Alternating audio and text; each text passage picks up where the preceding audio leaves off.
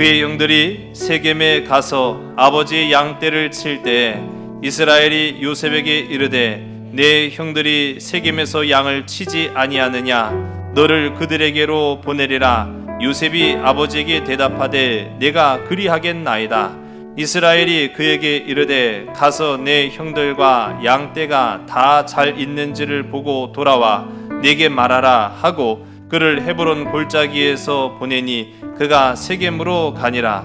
어떤 사람이 그를 만난즉 그가 들에서 방황하는지라. 그 사람이 그에게 물어 이르되 네가 무엇을 찾느냐. 그가 이르되 내가 내 형들을 찾으오니 청하건대 그들이 양치는 곳을 내게 가르쳐 주소서.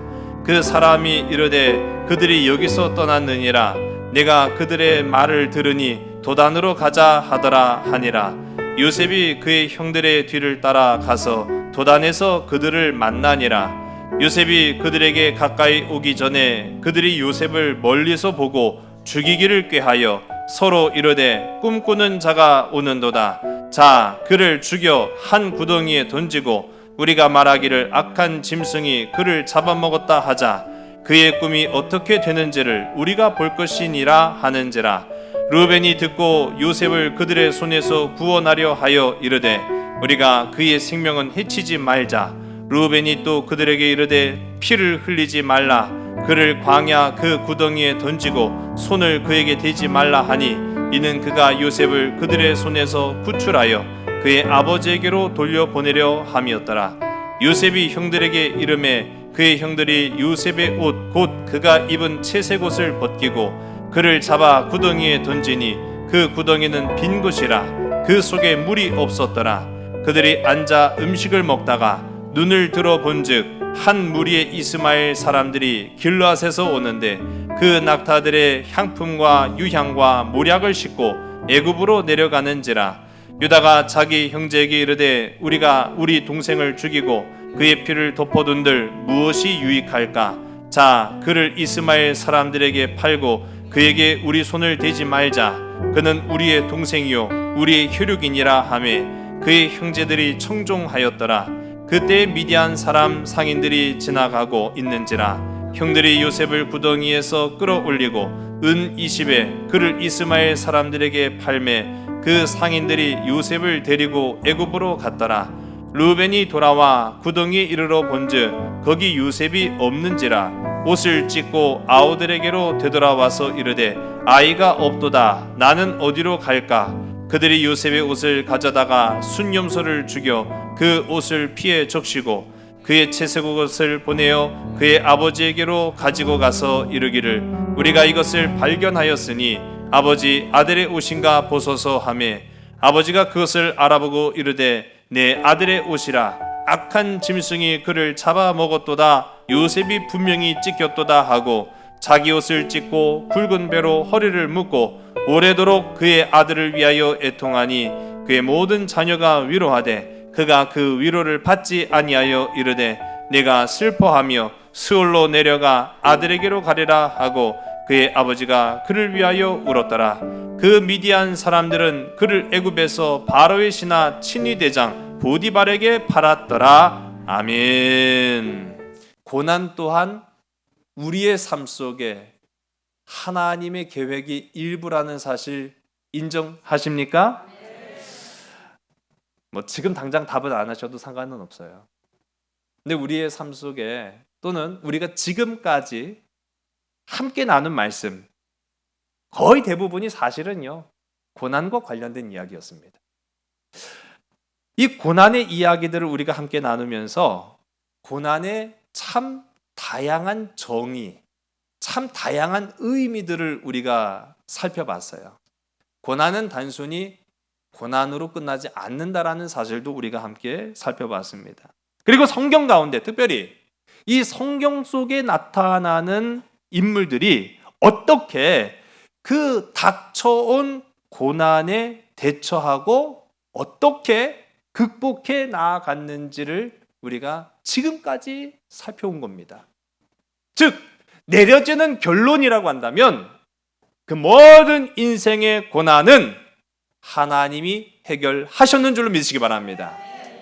그리고 그들 또한 인정할 수밖에 없었던 그 한 가지 고난, 내가 해석할 수 없지만, 내가 이해할 수 없지만, 그러나 분명히 내 삶 속에 닥쳐온 그 고난은 하나님의 계획의 일부였다라는 것입니다. 그건 인정하든 인정하지 않든 성경이 그렇게 이야기하고 있어요. 그래서 우리는 이제 고백합니다. 아브라함의 고난이 나의 고난이고 야곱의 고난이 나의 고난이었습니다 라고 고백을 하는 거예요. 한번 따라해 볼까요? 아브라함의 고난이 나의 고난이었습니다. 야곱의 고난이 나의 고난이었습니다. 그러나 하나님이 해결해 주셨습니다. 할렐루야. 여러분, 그 믿음으로 나아가시길 간절히 소원합니다. 근데 오늘도 고난에 관한 이야기거든요, 사실은. 근데 좀 달라요. 뭐가 다르냐 하면은 요셉의 고난은 뭔가 달랐어요. 이제 그거를 좀 우리가 살펴보려고 합니다. 앞서도 성경은 고난을 다양하게 정의 내린다라고 말씀을 드렸습니다. 때로는 고난은 불시험이다, 그렇게 이야기를 해요. 근데 또 한편으로는 고난은 물시험이다, 아주 극과 극이죠. 정반대의 개념으로 설명을 합니다. 이사야 성경 43장 2절의 말씀인데요, 우리 화면을 보시고 우리 함께 읽습니다. 내가 물 가운데로 지날 때 내가 너와 함께 할 것이라. 강을 건널 때 물이 너를 침몰하지 못할 것이며 내가 불 가운데로 지날 때 타지도 아니할 것이요 불꽃이 너를 사르지도 못하리니. 아멘. 이사야 성경 43장 2절의 말씀을 보면은 고난은 때로는 물처럼 때로는 불처럼 극과 극이지만, 여러분, 이 고난이 공통적으로 우리에게 주는 것은 뭡니까? 고통이라는 거예요. 그리고 견디기 힘들다라는 것에는 우리가 다 동의를 합니다. 고난은 견디기 힘든 거예요. 고난은 견뎌내기가 어려운 겁니다. 쉬운 고난은 단 하나도 없어요. 다 버티고 견뎌내기가 너무너무 고통스럽고 이겨내기가 너무너무 어려운 것이 사실 우리가 마주하는 인생의 고난이라 하는 것이죠. 이전에 우리가 살펴본 아브라함, 이삭, 야곱, 이전의 족장사를 이끌어갔던 인물들이 마주한 고난은요, 언제나 그 고난 끝에 문제의 해결자가 되시는 하나님이 찾아오셨습니다. 그 방식을 우리가 지난 시간에 보면은요, 고난에 신음하고 부르짖기만 하면 하나님은 때로는 하나님의 사자로, 하나님의 영으로, 그리고 꿈으로 나타나셔서 그들이 마주하고 있던 고난을 즉각적으로 응답해 주셨어요. 한마디로 말하면 고난과 응답이 맞물려 있었던 겁니다. 맞붙어 있었다라는 거예요. 우리가 부르짖을 때마다 응답받으면 얼마나 좋겠습니까? 아, 정말로 하나님은 살아계시구나. 하나님은 역사하시구나. 하나님은 내 신음소리에 응답하시는구나. 확실히 마음에 와닿겠죠. 아브라함이 그랬어요, 사실은. 아브라함 고난의 때마다 하나님이 하나님의 사자를 통해서, 때는 어려울 때마다 꿈을 통해서 그렇게 응답해 주셨고요. 이삭은 조금 약했다 우리가 말씀을 드렸지만은 이삭도 하나님의 응답을 체험한 사람으로서 그가 자신의 아내 리브가를 맞이하는 그 과정을 보면은 다른 사람을 통해서 역사가 이루어지는데 그 종이 하나님의 영에 충만해지는 모습을 봅니다. 그렇게 그의 문제를 채워주는 과정들을 봐요. 야곱, 스펙타클했죠. 우리가 지난 시간에 함께 살펴봤던 이 야곱은 그 인생 자체가 문제투성이었고 문제 자체였죠. 그러나 그 문제를 하나님은 외면하지 않으시고 내버려두지 않으시고 방관하지 않으시고 문제 순간순간마다 찾아오시고 다가오셔서 그의 인생에 답이 되어주시는 모습들을 봅니다. 한마디로 즉각 응답해 주셨다라는 거예요. 그런데 오늘 우리가 함께 보는 이 요셉의 이야기는 달라요. 왜 다르느냐? 요셉은 그렇지 않았거든요.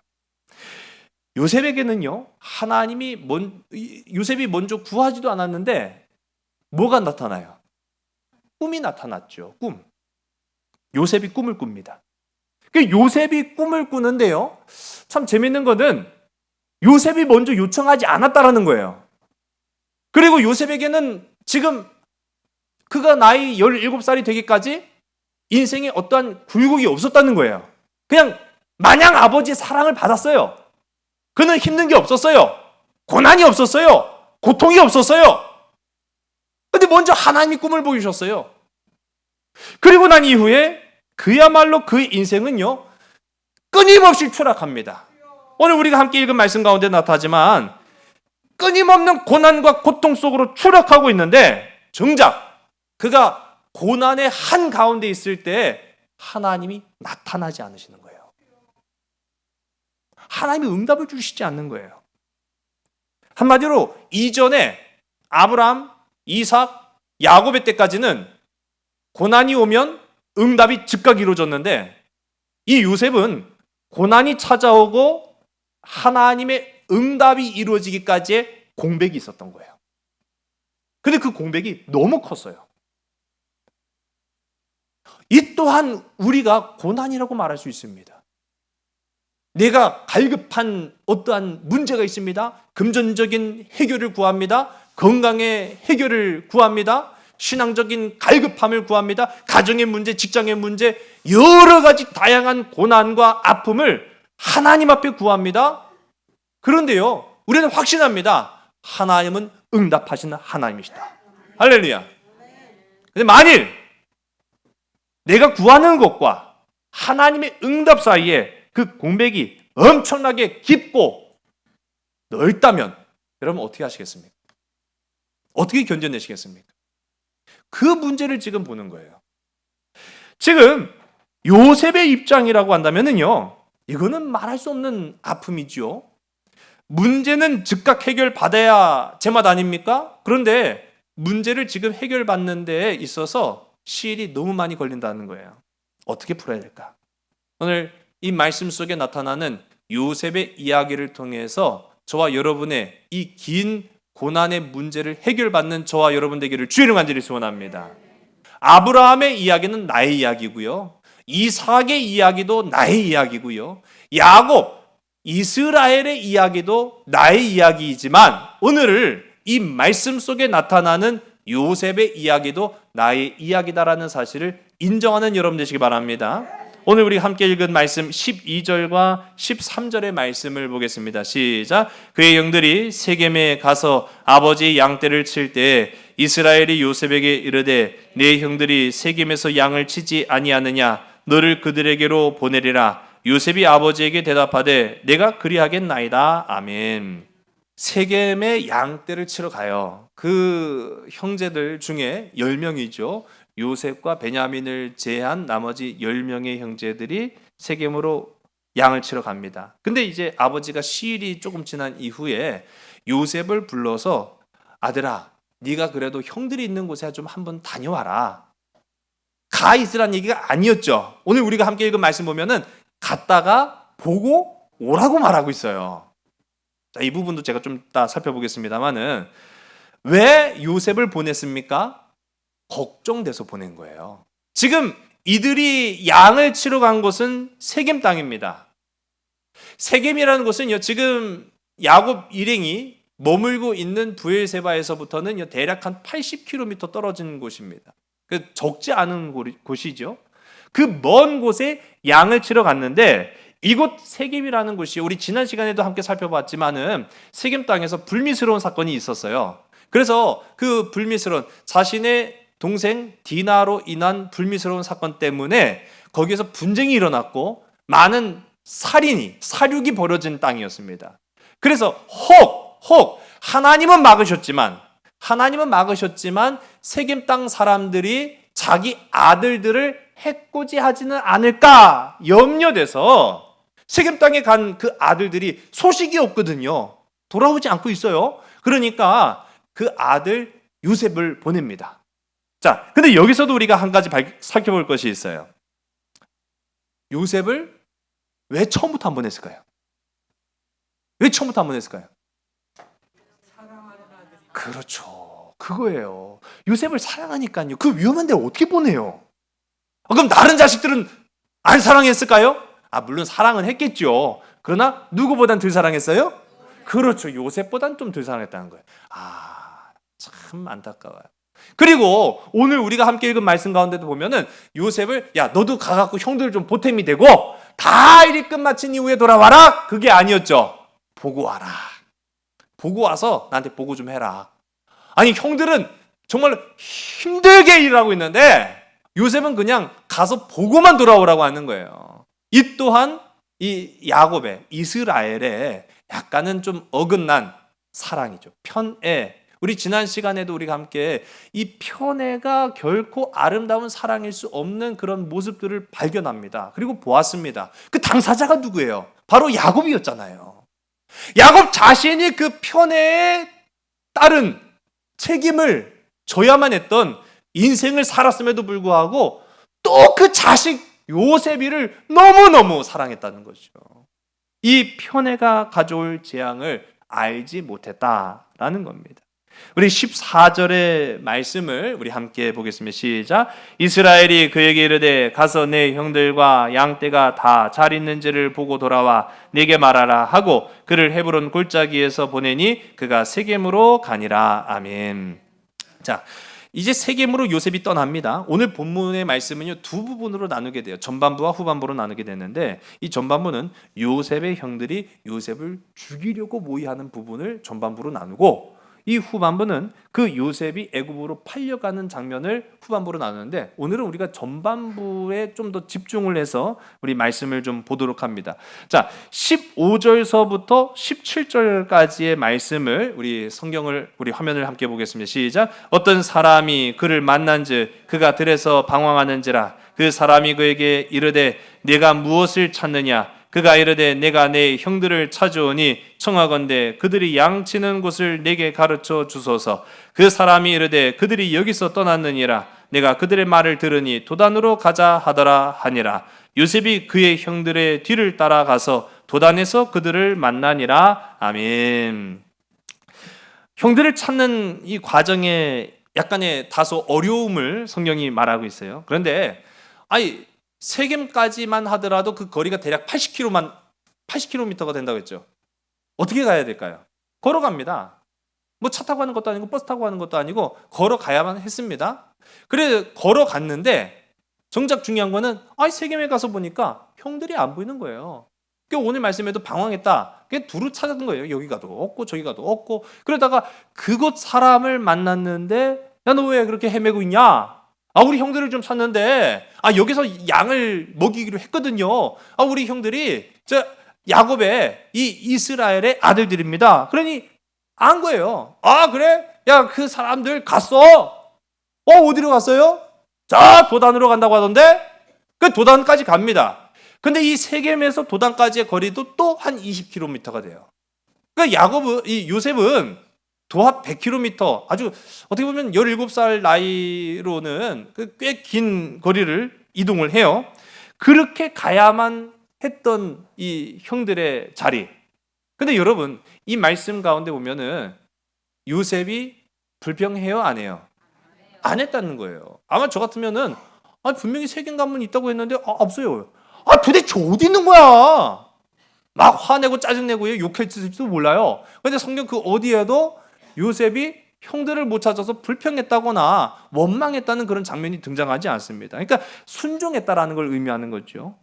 순종함으로 이 형들을 찾아가는데 저는 이 말씀을 보면서 그 과정이 좀 안쓰러웠어요. 왜? 우리는 그 결과를 알잖아요. 형들한테 가봐야 좋을 게 있어요, 없어요? 없죠. 형들한테 가봐야 좋을 게 없는데 형들은 지금 이 요셉이 올 줄은 몰랐지만 그 오는 모습을 보면서 음모를 꾸미고 있거든요. 자신을 둘러싼 음모를 알지도 못한 채로 형들한테 순종하는 마음으로 가고 있는 이 요셉의 모습을 보니까 너무너무 안타까운 거예요. 여러분, 우리 예수님이 이와 같은 순종으로 이 땅 가운데 오셔서 물과 피를 쏟으시고 죄와 사망의 고리를 끊고 십자가를 지심으로 우리를 구원하여 주셨는 줄 믿으시기 바랍니다. 여러분, 이 과정을 우리가 예수님의 모습으로 보면 돼요. 우리는 예수님 오면 잡아 죽이겠다. 물론 처음부터 그렇게 생각한 사람들은 없었겠지만 그 누구도 예수님을 환영하지 않았죠. 도리어 많은 사람들의 아우성과 손가락질로 우리 주님을 십자가에 매달아 죽였습니다. 우리 주님은 그것이 두려워서 오지 않으시려고 애를 썼던 분이 아니셨죠. 기꺼이 이 땅 가운데 오셔서 우리에게 기쁨을 주시고 우리에게 사랑을 주시고 그 자신조차 완전히 내어놓으신 예수님의 그 은혜, 그것을 우리가 이 요셉의 가는 순종의 걸음을 통해서 발견하게 돼요. 우리 18절서부터 우리 19절의 말씀을 봅니다. 시작. 요셉이 그들에게 가까이 오기 전에 그들이 요셉을 멀리서 보고 죽이기를 꾀하여 서로 이르되 꿈꾸는 자가 오는도다. 아멘. 꿈꾸는 자가 온다 라고 이야기를 해요. 꿈꾸는 자가 오는도다. 여러분, 어떻게 알았을까요? 그게 요셉인지. 그렇죠. 눈치가 아주 그냥 백단이십니다. 채색옷이었어요. 채색옷. 이 옷 때문이었습니다. 이 옷이요, 눈에 안 띌 수가 없는 거예요. 굉장히 귀한 거였거든요. 굉장히 당시로서는 값어치가 있는 그런 옷이었기 때문에 멀리서 봐도 야, 저 요셉이다 라고 하는 것을 한눈에 알 수 있었다라는 겁니다. 여러분, 요셉에게는 이 채색옷이 아버지의 사랑의 징표였지만 형들에게는 이 채색옷이 원망의 징표였던 거예요. 그거 볼 때마다 얼마나 미워했을까요? 그거 볼 때마다 얼마나 그 안에 부글부글 끓는 분노의 감정이 있었을까요? 참 안타까운 모습이죠. 우리 20절의 말씀을 우리 함께 읽습니다. 시작. 자, 그를 죽여 한 구덩이에 던지고 우리가 말하기를 악한 짐승이 그를 잡아먹었다 하자. 그의 꿈이 어떻게 되는지를 우리가 볼 것이니라 하는지라. 아멘. 형들의 악한 모의가 시작이 되지요. 여러분, 이 말씀을 제가 가만 보면은요, 장난으로라도 우리가 악한 말을 해서는 안 되겠구나, 그런 생각을 해요. 상대방을 헛듣고 비난하는 힐난의 말도 이게 자칫 잘못하면은요, 오늘 말씀처럼 될 수가 있어요.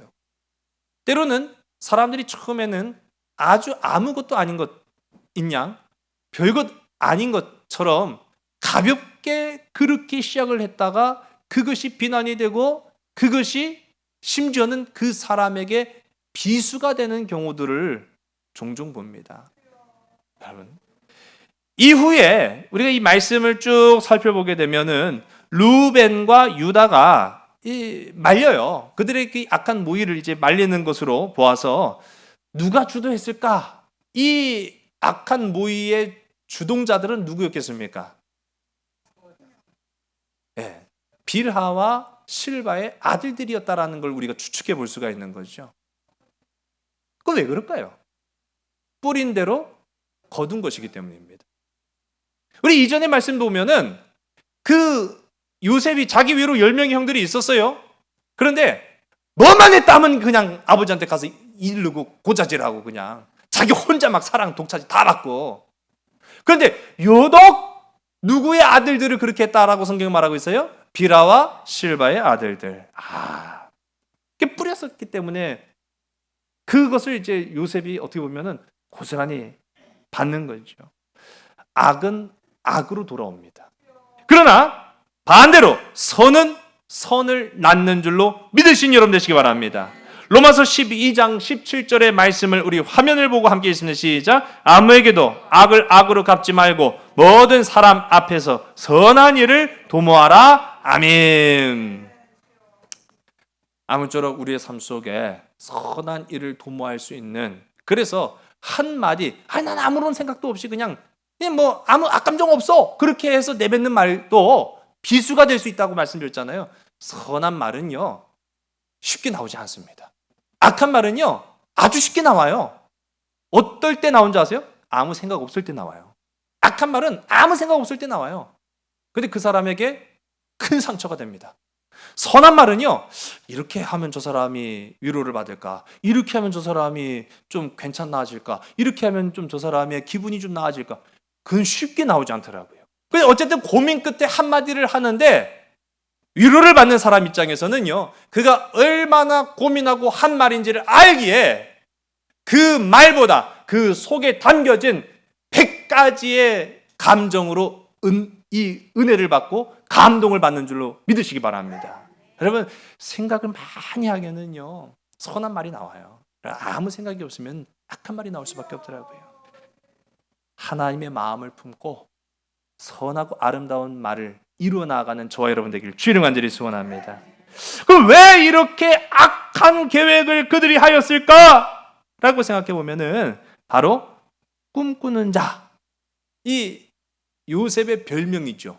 꿈꾸는 자와 연관이 되어 있어요. 우리 밑에 히브리어로 한글로 썼습니다만 한번 읽겠습니다. 바알, 하할모트. 여러분, 우리가 좀 아는 단어가 있는 것 같은데요. 어떤 단어죠? 바알이라는 말. 바알은 대표적인 무엇입니까? 우상이죠. 네, 이방의 신상을 일컫는 우상을 일컬을 때 우리가 바알, 바알신, 우리가 그렇게 많이 익숙해져 있죠. 그럼 바알이 어떤 뜻이냐면은 어려운 뜻이 아니에요. 주인이란 뜻이에요. 주인. 바알은 주인이에요. 여러분, 이게 주는 의미가 굉장히 큽니다. 여러분의 주인은 누굽니까? 여러분 심령의 주인은 누굽니까? 여러분 삶의 주인은 누굽니까? 여러분에게 꿈을 허락하시는 인생의 주인은 누구이십니까? 하나님이심을 날마다 고백하는 저와 여러분에게 간절히 소원합니다. 근데 하나님 아닌 것을 내 삶의, 내 인생의 주인으로 섬기는 사람은 그는 그냥 바알이에요. 바알. 그가 그냥 바알이 되는 거예요. 자기 자신이 바알이 될 수도 있다는 거죠. 근데 왜 이 꿈꾸는 자, 바알, 하할모트, 이게 굉장히 중요한 단서가 되냐라고 하면은, 당시 고대 근동의 무속신앙에 의하면은 꿈꾸는 사람, 이 꿈을 꾼 사람이 죽으면 그 꿈이 무효가 된다라는 신앙을 가지고 있었던 거예요. 그 꿈꾼 사람이 죽어버리면 그 사람이 꾼 꿈이 뭐 100가지, 1000가지가 됐든 간에 다 소용이 없잖아요. 그렇게 생각을 했다는 거죠. 자, 어떤 꿈이었습니까? 그렇죠. 2가지 꿈을 꿨습니다. 지난 시간에. 이 요셉이 형들하고 아버지한테 막 자랑하듯이 이야기하면서, 뭐 곡식단이 내 거는 빳빳하게 서 있는데 다른 곡식단들은 나한테 절을 하던데요. 뭐 그렇게 이제 자랑질을 또 했고, 또 한 번은 해와 달과 별들, 그것도 더군다나 또 거기에 아주 정확하게 11별이라고 또 표현까지 해갖고, 형들이 나한테 막 절을 하던데요. 막 그런 이제 식으로 완전히 염장을 질른 거예요. 그런데 저놈이 죽으면 그 꿈이 어떻게 돼요? 무효가 되겠지. 무효가 되겠지. 그렇게 생각한 거예요. 여러분, 여기서 우리가 중요한 부분을 알아야 돼요. 이 요셉이 꾼 꿈은 누구의 꿈입니까? 요셉 자신의 꿈입니까? 하나님의 꿈입니까? 그거예요. 그겁니다. 요셉이 설령 죽었다 할지라도 하나님은 그 꿈을 이루어 가시는 줄로 믿으시는 여러분 되시기 바랍니다. 이게 중요합니다. 여러분, 만일 요셉 자신이 꾼 꿈이고 자신의 욕망으로 그 이야기를 했다고 한다면 요셉 자신이 죽으면 끝나는 거예요. 진짜. 우리도 마찬가지입니다. 내가 꿈꿨던 것, 내가 소원했던 것, 내가 원했던 것, 그러나 그것이 하나님과는 별개, 하나님과는 아무 상관이 없는 것, 그 자신이 내가 죽으면 내 꿈도 끝나버립니다. 그러나 하나님이 주신 꿈, 하나님이 주신 비전, 하나님 내게 주신 소망으로 살아가는 사람은 설령 내가 이루지 못했다 할지라도 나를 통해 하나님은 이루게 하시는 줄로 믿으시기 바랍니다. 그것이 하나님의 꿈이에요.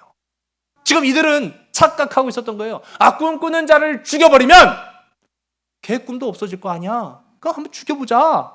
어떻게 되는지 한번 보자. 지금 그렇게 모의를 했던 겁니다. 21절, 우리 22절의 말씀을 봅니다. 시작. 루벤이 듣고 요셉을 그들의 손에서 구원하려 하여 이르되 우리가 그의 생명은 해치지 말자. 루벤이 또 그들에게 이르되 피를 흘리지 말라. 그를 광야 그 구덩이에 던지고 손을 그에게 대지 말라 하니 이는 그가 요셉을 그들의 손에서 구출하여 그의 아버지에게로 돌려보내려 함이었더라. 아멘. 여기에서 이제 우리가 비로소 장자 루벤이 요셉을 구하려는 그런 시도를 엿보게 됩니다. 또 이후에는 또 유다도 나서지요. 그렇게 이 루벤과 유다가 요셉을 살리려고 그 와중에 고군분투를 하지만 결국은 어떻게 됐어요? 죽였어요, 살렸어요? 죽이진 않았죠. 근데 그렇다고 해서 이게 좋은 것도 아니네요. 예. 절반의 성공이고 절반의 실패를 이룹니다. 이거를 우리는 실패라고 부릅니다. 절반의 성공이고 절반의 실패를 온전한 성공이라고 우리는 말하지 않습니다. 결국 그들의 인간적인 노력은 실패할 수밖에 없었어요. 여러분, 하나님이 아니고서는, 하나님의 뜻이 아니고서는요, 우리가 아무리 발버둥을 쳐도 성공할 수가 없어요. 우리 인생의 표대를 바라보면서, 우리 예수 그리스도를 바라보면서 우리 인생의 탓을 주님께 의탁하여 맡기는 저와 여러분 되기를 주님 간절히 소원합니다. 결국은 하나님이시다라는 걸 우리가 알아야 되는 거죠. 23절과 24절의 말씀을 봅니다. 요셉이 형들에게 이르매 그의 형들이 요셉의 옷 곧 그가 입은 채색 옷을 벗기고 그를 잡아 구덩이에 던지니 그 구덩이는 빈 것이라 그 속에 물이 없었더라. 아멘. 채색 옷을 벗겨요. 이것이 주는 의미가 있죠. 물론 증거로 삼기 위함입니다. 나중에 이제 아버지한테 그 채색 옷에다가 염소의 피를 묻혀갖고 아버지 악한 짐승이 와서 이 요셉이 잡아먹은 것 같아요 하면서 이렇게 보여줄 용도로 요셉의 채색 옷을 벗겼어요. 그런데 이것이 주는 상징적인 의미가 있습니다. 채색 옷은 요셉에게는 뭐라고 말씀드렸죠? 아버지의 사랑이죠. 이 채색 옷이 벗겨짐으로 인해서 이 요셉의 인생에는요, 이런 암시가 되는 거예요. 너는 이제 더 이상 아버지의 사랑을 받을 수가 없어. 너는 아버지의 사랑을 못 받아. 여러분, 이 채색 옷이라는 것은요, 다양한 의미로 우리가 해석될 수 있습니다. 건강이 될 수도 있고요, 물질이 될 수도 있고, 가정이 될 수도 있고, 자녀이 될 수도 있으며, 직장과 일터가 될 수도 있습니다. 만일 이것이 우리에게서 사라진다면 여러분은 어떻게 하시겠습니까? 지금까지 내가 부자로 살았던 것, 우리가 입술로는 하나님의 은혜로 내가 부자가 되었습니다. 맞죠? 틀린 말 아니에요. 하나님의 사랑이 우리 자녀들에게 있어서 우리 자녀들이 잘 되고 있습니다. 맞지요? 틀린 말 아니에요. 권세가 있고 많은 부귀 영화가 우리가 하나님이 있기 때문에 가능한 일이었습니다라고 있을 때는 그렇게 고백할 수 있어요. 근데 만일 그 채색 옷이, 인생의 채색 옷이 벗겨진 이후에도 하나님의 은혜입니다. 하나님 감사합니다. 하나님 사랑합니다. 여러분, 그 고백 가능하시겠습니까? 우리가 그 고백을 이제 기다리는 거예요. 요셉이를 통해서. 요셉은 과연 어떻게 하는가? 또 이 옷이 벗겨진 요셉을 어디에 던져 넣습니까? 빈 우물에 던져요. 여러분, 우물이라는 것은 마땅히 그 속에 뭐가 있어야 됩니까? 물이 있어야죠. 그래야 그 기능을 감당하는 거 아닙니까? 근데 물이 없는 빈 우물에다가 던져 놓습니다. 고난이라는 것은요, 마땅히 있어야 할 것이 채워지지 않을 때 고난이 찾아오는 거예요. 내가 원하는 것이 있어요. 내가 바라는 것이 있어요. 이건 앞서 말씀드린 것처럼 이 채색 옷으로 대변되는 모든 것일 수 있습니다. 내가 물질이 필요해요. 내가 건강이 필요해요. 내가 자녀의 삶에 아름다운 미래가 필요해요. 그런데 그것이 채워지지 않는다라고 했을 때 그 사람은요, 그 순간, 모든 순간이 다 고난의 순간이에요. 고통의 순간이에요. 있어야 할 것이 채워지지 않는 그 순간이 다 고난입니다. 지금 이 두 가지 상징으로 채색 옷이 벗겨지고 빈 우물에 던져지는 그 모습을 통해서 이제는 요셉은 모든 삶의 순간이 다 고난일 것이다 라는 것을 암시하고 있는 거예요. 우리 인생도 그럴 수 있다. 이 나의 삶도 그럴 수 있구나 라는 이제 생각을 갖게 되는 거죠. 우리 25절부터 우리 27절까지의 말씀을 우리 함께 읽습니다. 시작. 그들이 앉아 음식을 먹다가 눈을 들어 본즉 한 무리의 이스마엘 사람들이 길르앗에서 오는데 그 낙타들의 향품과 유향과 모략을 싣고 애굽으로 내려가는지라. 유다가 자기 형제들에게 이르되 우리가 우리 동생을 죽이고 그의 피를 덮어둔들 무엇이 유익할까? 자, 그를 이스마엘 사람들에게 팔고 그에게 우리 손을 대지 말자. 그는 우리의 동생이요 우리의 혈육이니라 하며 그의 형제들이 청종하였더라. 아멘. 이전에 루벤도 이와 비슷한 얘기를 이미 그 형제들에게 했습니다. 자, 그런데 어떤 차이가 있는지 아세요? 루벤이 한 말, 그리고 유다가 한 말, 어떤 차이가 있을까요? 유다가 한 말에 형제들이 어떻게 했다? 청종했다. 귀담만 들었다는 얘기예요. 그런데 루벤이 말했을 때는 반응이 없었어요. 반응이. 이게 무슨 경우래? 여러분, 루벤은 장자입니다. 첫째입니다. 그 집안에 아버지를 대신하는 가장의 역할을 감당하는 것이 이 루벤이어야 하는데, 정작 루벤이 똑같은 말 한 거예요. 지금 보면. 근데 루벤이 한 말에는 이런 방구 대꾸도 없는데 유다가 이 말을 하니까 청종하였더라 라고 이야기해요. 이걸로 우리가 미루어 볼 때 루벤의 장자의 권한이 실각됐구나. 누구로 넘어간 겁니까? 유다로 넘어갔다라는 걸 우리가 알게 되는 거죠. 여러분, 장자의 권한이 우리한테 주어졌을 때 값지고 아름답게 사용하시기를 주의 이름 간절히 소원합니다. 우리 28절의 말씀이에요. 우리 함께 읽습니다. 시작. 그때 미디안 사람 상인들이 지나가고 있는지라 형들이 요셉을 구덩이에서 끌어올리고 은 20에 그를 이스마엘 사람들에게 팔매 그 상인들이 요셉을 데리고 애굽으로 갔더라. 아멘. 마침내 첫 번째 등장해서 지나가던 그 사람들이 갔는지도 몰라요. 또 두 번째로 등장했을지도 모릅니다. 그리고 아니면 저 멀리서 오는 사람들이 아직 다 지나가지 않은 상황일 수도 있어요. 중요한 거는 이 미디안 상인들한테 요셉을 갖다 판 거예요. 갖다 팔았어요. 제가 옛날에 이 말씀을 함께 묵상하면서 그런 얘기를 한 적이 있어요. 만일 여러분들의 형제, 가족이 보는 앞에서 매매가 된다면 여러분들의 심정은 어떠시겠습니까? 내 형제가 나를 돈을 주고 팠는데 흥정을 하고 있어요. 더 줘요. 쟤 좀 더 일을 할 수 있어요. 젊잖아요. 만약 그렇게 한다면은 내 심정은 어떻게 할까요? 여러분, 야곱은 나이 먹어서 야복강가에서 그 자신을 내려놓으며 완전히 죽음의 선포를 받습니다. 죽음을 선고받아요. 야복강가에서 야곱은 죽었다고 했죠? 요셉은요, 이 구덩이 속에서 죽은 거예요. 그 형제들에 의해 갈갈이 찢겨 죽은 거예요. 실제로 죽었다가 죽은 게 아니라 그의 삶 전체가 부정당하는 겁니다. 그렇게 요셉이 팔려갑니다. 우리 29절과 우리 30절 우리 두 절의 말씀입니다. 루벤이 돌아와 구덩이에 이르러 본즉 거기 요셉이 없는지라 옷을 찢고 아우들에게로 돌아와서 이르되 아이가 없도다. 나는 어디로 갈까? 아멘. 루벤이 어딜 갔다 왔는지는 성경이 말하고 있지 않아요. 그래서 중요한 거는 루벤이 왔을 때 이미 그 동생 요셉은 없었다는 거예요. 지금 루벤이 지금 전하는 심정으로 보아서는 굉장히 애통해합니다. 그때 내가 차라리 확실하게 매듭을 지을 걸. 내 형제들을 확실하게 설득을 할 걸. 요셉이를 몰래 살려두려고 했던 이 루벤의 계획이 물거품이 돼버리고 말았어요. 후회가 밀려옵니다. 루벤이 지금 후회하고 있는 장면들이 나타나죠. 여러분, 무엇입니까?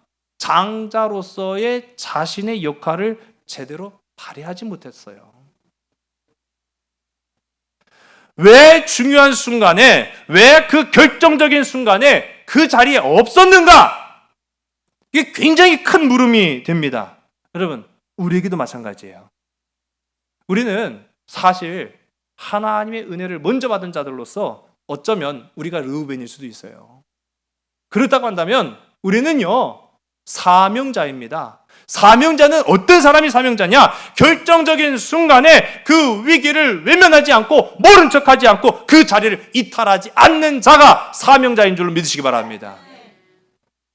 복음을 전해야 될 사람, 언젠가 믿겠지. 제쳐놓고 나중에 전해야겠다. 그렇게 생각할 수가 없어요. 사명자는요, 끝까지 그 사람을 예의주시하며 복음으로 이끌어야지. 지금이 아니면 때가 아니야.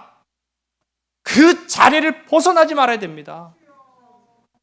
르우벤은 그 잘못을 저지름으로 인해서 뒤늦은 후회를 하고 있어요. 제가 뱀을 무서워한다고 말씀드렸던가요? 겁나게 무서워요. 뱀 정말 무서워요. 그래서 뱀이 눈앞에 나타나면 죽여야 직성이 풀려요. 제가 지난주에 쓰레기를 버리러 뒷문으로 나가다가 기절할 뻔했어요. 뱀을 밟을 뻔했거든요. 뱀이 쓱 하고 지나가는데 엄마야가 목구멍까지 나왔는데 놀래갖고 소리가 안 나온 거예요. 어이구 그래갖고 쓰레기를 던져놓고 얼른 저 앞으로 가갖고 삽을 집어들고 왔어요. 근데요, 뱀이 저 기다리고 있었겠죠. 어디로 갔는지 모르는 거예요. 어디로 갔는지를 모르겠어가지고 자, 그때부터 뱀과의 쫓기는 그런 이제 장면이 펼쳐집니다. 얘가 여기에 갔나 저기에 갔나 나와라 나와 하면서 여기도 헤쳐보고 저기도 헤쳐보고. 제가 오늘 사진이 있는데 안 보여드려요. 또 경기하실까 봐 사진도 막 찍어놨거든요. 여기도 봐고 여기도 보고 없어요. 근데 제가 에이 지나갔겠거니 그렇게 생각할 수 없었던 게, 아니 집으로 쓱 하고 들어가는데 그걸 모른 척 할 수가 있어야 말이죠. 더군다나 이 뱀이요, 요만한 뱀도 아니고 이따만한 뱀이에요. 그래가지고 이거를 잡아야겠는데 라는 생각이 드니까 제가 그래서 거기에서 보초를 섭니다. 풀숲을 다 헤쳐넣어갖고 어디로 나오는가 하고 봤어요. 그랬더니 한 30분인가 지났을 때요, 그 집하고 흙 밑에 사이에 틈이 있는데 거기로 고개가 쏙 하고 나오더니 혀를 낼름낼름거리면서 야구르지 메롱 하고 쏙 하고 또 들어가더라고요. 와, 제가 그래갖고 나오기만 해봐라, 삽으로 찍어 죽여야지 막 그러고 이러고 있는데 안 나와요. 땀은 막 비오듯이 오죠. 얼마나 더운지. 그래갖고 한 40분인가 1시간인가 또 지났는데 고개가 쏙 내려오더니 나 여기 있지롱 하고 메롱하더니 또 쏙 들어가요. 이거를 제가 그래서 포기했을까요? 진짜 포기할 뻔했어요. 중간에 또 비도 막 쏘나게 확 쏟아지는데 와, 오늘은 날이 아닌 게벼 막 그렇게 생각도 들었거든요. 1시간 반이 지나가는데 다리는 저리고 눈은 막 이게 더우니까요, 이게 막 여기 막 잠이 막 올랑올랑 말랑 그러죠. 삽은 들었다 놨다 그래갖고 아예 내려놨어요. 또 그러고 있는 찰나인데요, 이놈이요, 이제는 조금 안심했는지 고개만 내민 게 아니라 몸까지 쑥 내밀더니 아주 고개를 빳빳하게 들고 이렇게 쳐다보더라고요. 이렇게 쳐다보더니 하품도 해요. 와, 그래갖고 제가 막 열받았던 거 아니에요.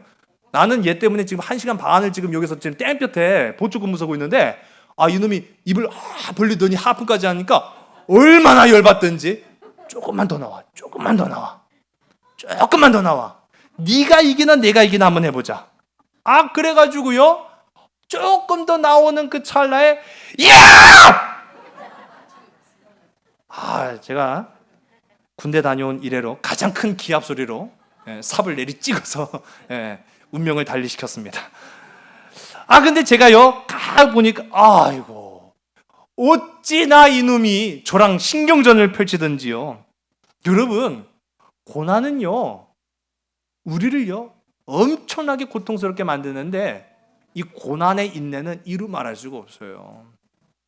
고난이 이기나 우리가 이기나 그 팽팽한 신경전 가운데 중요한 것은 사명입니다. 사명. 만일 내가 사명자가 아니고 내가 이 집의 주인이 아니라고 한다면 그냥 지나쳐도 무방해요. 누군가 잡겠지, 지나갔겠지, 그러고 마는데 내가 이 집에 살고 있고 또 자녀들이 혹 지나가다가 그 뱀이라도 발견하거나 밟으면 어떻게 할까, 그런 생각이 드니까 아버지로서의 사명이 그 뱀을 포기하지 않고 2시간 동안 노려보면서 조금만 나와라. 조금만 나와라. 여러분, 사명으로 우리의 인생의 고난을 이겨내는 저와 여러분 되기를 주의 간절히 소원합니다. 여러분, 오늘 말씀에요, 이제 결론으로 우리가 이 말씀을 저와 여러분의 삶 속에 한번 적용해 봤으면 좋겠습니다. 우리 한번 따라, 고난 속에 하나님의 계획을 발견하라.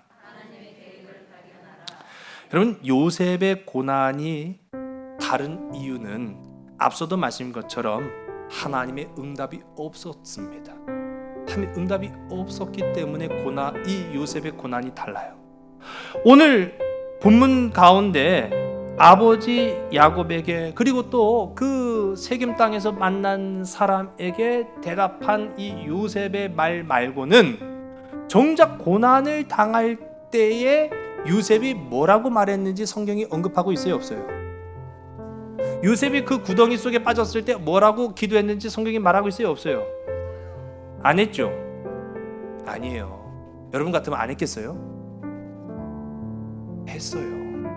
했다고요. 이건 본능적인 겁니다. 살려달라고 부르짖고 구해달라고 외치는 것은 본능이에요. 근데 왜 성경이 기록하지 않았을까요? 묵살했기 때문입니다. 묵살된 거예요. 심지어는 하나님에게서조차도 이 요셉의 부르짖음과 기도가 묵살되고 있는 모습을 우리가 봅니다. 더 충격적인 것은요, 우리 다음 시간에도 함께 살펴보겠습니다만은 이후로도 20년 동안 하나님은 응답하지 않으셨어요. 20년간 하나님이 응답 안 하셨다고요. 여러분, 이제 이 요셉이 나의 삶이라고 고백한다면은 이 고난 버티고 견뎌낼 수 있겠습니까? 아무리 내가 믿음, 모태신앙 20년 30년 집사, 권사, 장로, 목사의 믿음을 가지고 있는다 할지라도 고난에 응답하지 않는 그 세월이 20년간 지속된다고 한다면 견뎌낼 수 있겠습니까? 하나님, 이제 그만 기도할래요. 기도할 때마다 하나님 앞에 문전박대 당하니 이제는 포기하겠습니다 라고 만일 이 요셉이 그렇게 했다면 진짜 요셉은 다 잃었을 겁니다. 그의 꿈도, 그의 희망도, 그의 삶도 다 잃었을 거예요. 결론만 말씀드리면 하나님은 응답하셨는 줄로 믿으시기 바랍니다. 요셉이 건져달라고 말할 때, 구해달라고 소리 지를 때, 눈물로 울부짖으며 부르짖을 때 하나님은 놓치지 않고 꾸준히 응답하셨다라는 사실이에요. 하나님이 어떻게 응답하셨는가를 이제 우리가 이조의 삶을 통해서 보면 알 수 있습니다. 하나님 침묵하지 않으셨어요. 중요한 것은 이제 이 요셉의 태도예요. 요셉의 태도. 하나님 보신 거예요. 너 내가 응답 안 했는데도 언제까지 견디고 버티나 한번 보자. 20년을 지켜보신 거예요. 하나님의 응답이 없었어도 요셉은요, 하나님을 끝까지 신뢰하는 모습을 그의 삶 속에 보여주고 있습니다. 요셉은 하나님 앞에 등 돌리기는커녕 한 점 어긋남 없이 하나님을 믿고 의지하는 모습으로 살아가고 있는 모습을 우리에게 보여주고 있습니다. 여러분, 이것이 고난에 대처하는 우리의 삶의 자세여야 되는 줄 믿으시기 바랍니다. 고난 속에 하나님을 떠나지 말고 고난 속에 하나님의 계획을 발견하는 저와 여러분 되기를 주의 간절히 소원합니다.